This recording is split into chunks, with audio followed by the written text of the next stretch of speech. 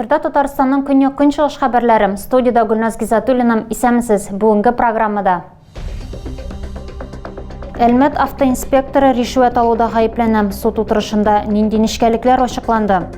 Хилафлыклар бар төзәтегез. Әлмәтләр 5 ел көрәш алып бара, килешүнең үтәлүен таләп итә. 5 елга сузылган капиталь ремонт тарихы.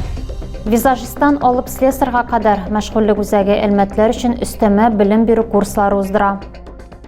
Юл тәртибе сагында туручы үзе җинаять юлына баскан. Әлмәт автоинспекторы 2 коррупция җинаяты кылуда гаепләнә. Вакыйга 21 елның июлендә башлана. Тикшерүләрдән соң җинаятчы 4 томга кадәр җитә. Әлмәт шәһәр судындагы утырышта безнең иҗат төркемендә катнашты.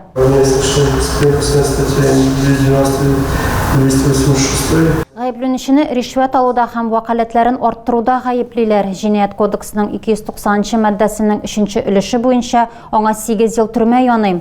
Алдагы утырышларның берсендә яклау судтан гаепләнүченең зыян күрүше белән телефоннан аралашу язмасын тыңлауны сорый. Утырышта шуның белән башланды.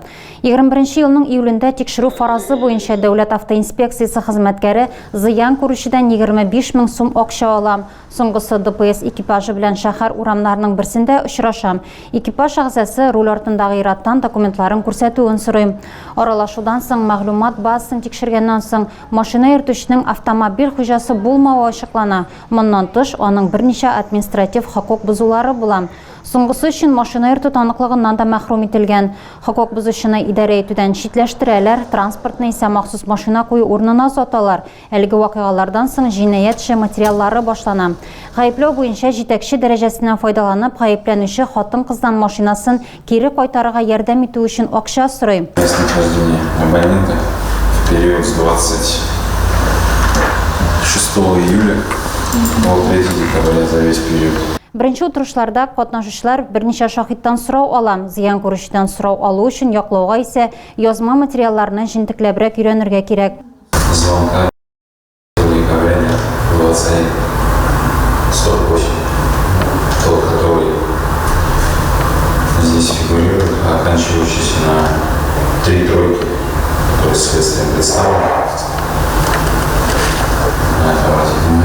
Нет этого звонка титулизации денег. Эш материаллары белән танышканнан соң суд яклар киләсе этапка әзерләнү алсын өчен тәнәфес алды. Шевченко урамындагы 132-нче йортта яшәүчеләр 5-нче ел подрядчыдан гарантия йөкләмәләре үтәлешенә ирешергә тели. 2018 елда йорт капиталь ремонт программасына кертелә, әмма ул кабат төзекләндерүгә мохтаҗ. Хилафлыклар ачыклангач, актив әлмәтләр шәһәр хезмәтләренә мөрәҗәгать итә. Әлеге дәврдә җаваплы ведомстволарда берничә тапкыр җитәкчелек алмашынган, йортта исә капиталь ремонтның чираттагы этабы көтелә. Халык 23 елдан тарихның кабатлануын теләми. Цоколь, видите, вот старые, они сверху пыльнули и все. Просто сверху. Тумбы, которые, вот видите, стоят, дальше пошли. Вот это все, она была развалена. Сверху пыльнули, на следующий же год отвалилось.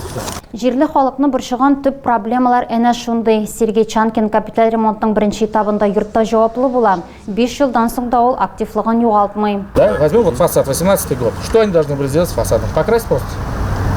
Да, мы произвели герметизацию швов и покраску. Согласно смете, посмотрим, какие виды работ будет произвести. 18 елдан үсеш департаментында 2 җитәкче алмашына. Хәзер яңасы да проблемалы йортны һәм подрядчыларны тикшерә.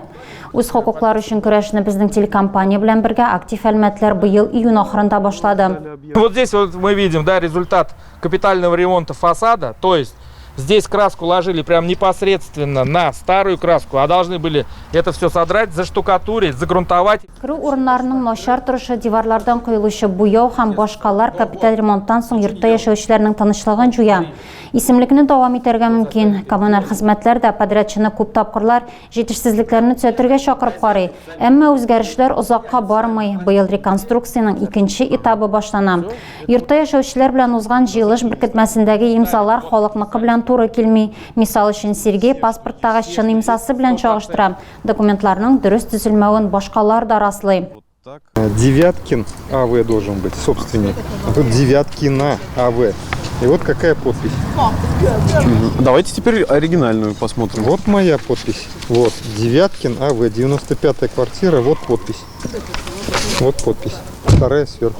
Андрей Девяткин 102-нче йорт активистларының берсе, башкалар белән ул 5 ел илкеге подрядчыны җаваплылыкка чакырырга тырыша һәм яңа оешманың әлеге хаталарны кабатламавын тели. Андрей бу йортта 10 ел яши, капиталь ремонтка кадәр йорт ничек булган әле дә шулай ди ул. Яңа этапка халыкның төп дәгъвасы түбә алыштыруга бәйле. Йортта яшәүчеләр ахырга кадәр барырга карар итә һәм прокуратурага, полициягә гариза яза. Әлегә аларның соравы буенча икътисади җинаятләргә каршы көрәш бүлеге хезмәткәрләре кагаздагы язмаларга экспертиза билгеләгән. Вот так краска у нас уже на следующий год вся отвалилась. Капиталь ремонт программасына бу сезонда шәһәрдә 45 йорт кертелгән һәм мондый күңелсезлекләр кабатланмасын өчен үсеш департаменты белгечләре намуссыз подрядчыларга карата шикаятьләрне вакытында җиткерергә киңәш итә. Әлегә йортта яшәүчеләр һәм департамент җитәкчелеге уртак карарга килгән, ай ахырына кадәр төзүчеләр кимчелекләрне төзәтергә тиеш.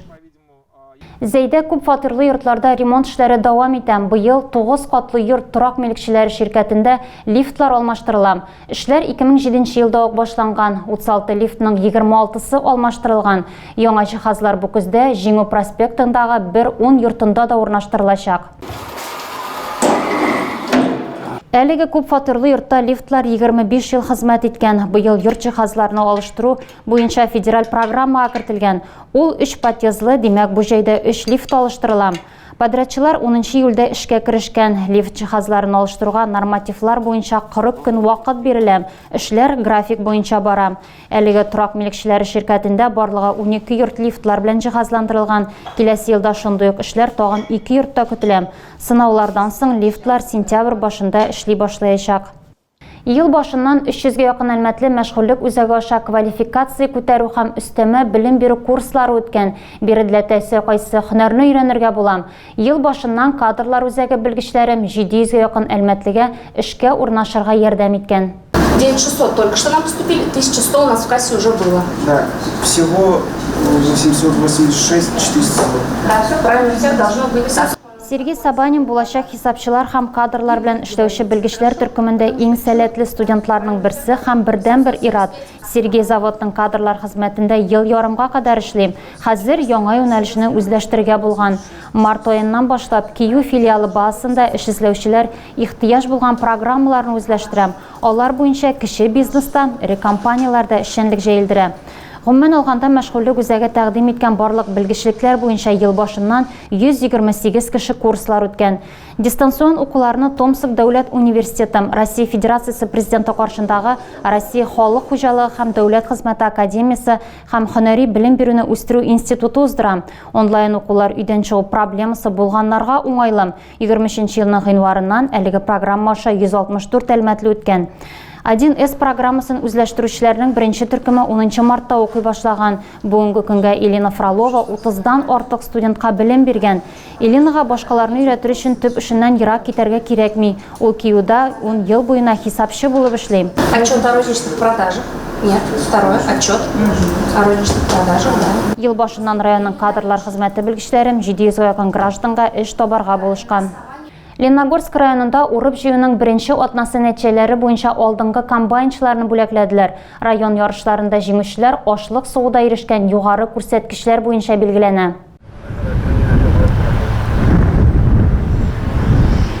Лениногорск районы басуларында 4 төрле комбайн уңыш җыя. Аларның һәрберсе буенча нәтиҗәләр аерым билгеләнә. Мәсәлән, фермер Хабибуллин хуҗалыгында 2700 гектар майданда уңыш җыярга кирәк. Язгы салкыннар бутайга зур зыян китергән. Агрономнарның вакытында эшкәртүе һәм тукландыруы нәтиҗәсендә уңдырышлылык гектарыннан 23-25 центнер тәшкил итә. Белгечләр әйтүенчә, бу быелгы сезон өчен начар түгел. Комбайнчылар арасында ярыш 31 июльдә башланган. Беренче атна нәтиҗәләре буенча 4 комбайнчы яхшы күрсәткечләргә ирешкән. Аларның икесе Хабибуллин хуҗалыгы, икесе Август Лениногорск хуҗалыгыннан. Вымпел һәм акчалата сертификатны аларга авыл хуҗалыгы һәм азык-төлек идарәсе начальнигы Илнур Шамарданов тапшырды.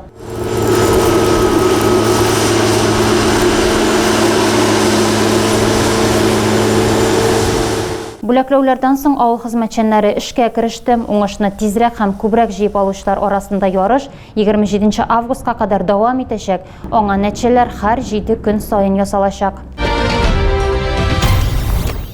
Тагы да күбрәк яңалыклар һәм тапшырулар белән безнең сайтта таныша аласыз. Без социаль челтәрләрдә дә бар, хәбәрләр юллагыз. Бүгенгә менә шулар. Мин сезнең белән сау булашам. Исән сау булыгыз.